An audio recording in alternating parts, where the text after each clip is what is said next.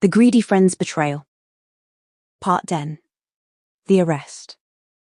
The small coastal town was quiet that evening. Daniel sat alone in his hotel room, staring out of the window. The sea was calm, but his mind was filled with fear. For weeks, he had been running from the police. He had changed hotels 3 times. He had stopped calling his old friends. He had even stopped looking at social media, because he was afraid of seeing news about himself. Every day his world became smaller. Every night his guilt became heavier. He looked at the money lying on the table. The same money he had once believed would make him happy. Instead, it had brought him loneliness, fear, and regret. Suddenly there was a knock on the door. His heart skipped a beat. He remained silent. Another knock? Room service, a voice said. Daniel sighed with relief. He slowly walked toward the door. But before he could open it, another voice spoke. Mr. Daniel Smith, this is the police. Open the door. His blood turned cold. For several seconds he could not move. The police had found him. No more escape. Daniel looked around the room. The window? Too high. The bathroom? No escape. The back door? There wasn't one. He realized something painful. The running was over. The lies were over. There was nowhere left to hide. The knocking became louder. Mr. Smith, open the door immediately. With shaking hands, he unlocked it. 2 police officers and Detective Richard Evans stood outside. Daniel Smith? The detective asked. Yes. You are under arrest on suspicion of fraud and theft. The detective read him his rights. Daniel said nothing. He simply lowered his head. The handcuffs clicked around his wrists. At that moment, reality finally struck him.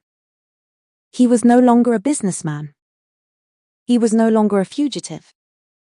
He was a criminal under arrest. The journey back to London. During the drive back to London, nobody spoke. Daniel stared out of the police car window. The roads, the fields, and the towns passed by quietly. His mind returned to the past. He remembered the first day he met Emily at university. He remembered helping her pick up her books. He remembered all the laughter they had shared. And then he remembered the look on her face when she discovered the truth. The pain in her eyes. The disappointment. The betrayal. Tears filled his eyes. Everything had been destroyed because of greed. Emily receives the news. The next morning, Emily's phone rang. Miss Carter, said Detective Evans. Yes. We found him. Emily sat up immediately. You did? Yes, Mr. Smith was arrested last night. For a moment she couldn't speak. After weeks of uncertainty, the man who had betrayed her had finally been caught. Thank you, she whispered. He will be questioned today and legal proceedings will begin soon. After the call ended, Emily looked out of the window. She did not feel happy. She did not feel victorious. She only felt sad.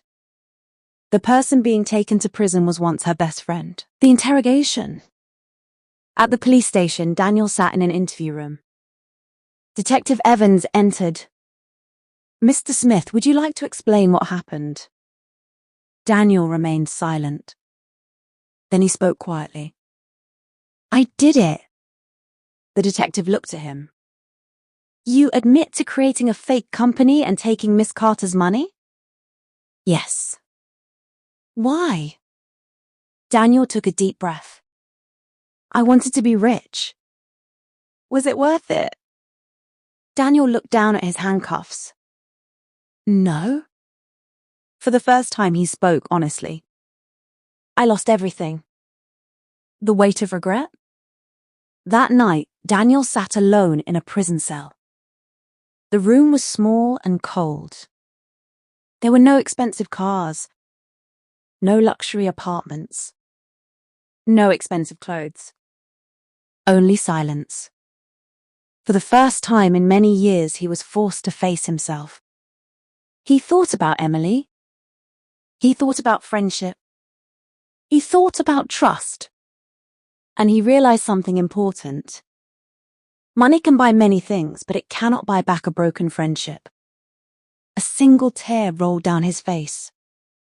He whispered into the darkness, "I'm sorry, Emily." But she was not there to hear it. And some apologies come too late. A few weeks later, the court date was finally announced. Soon, Daniel and Emily would face each other one last time. One would seek justice. The other would answer for his betrayal. Their final meeting was approaching. To be continued in Part 11, The Courtroom Confrontation.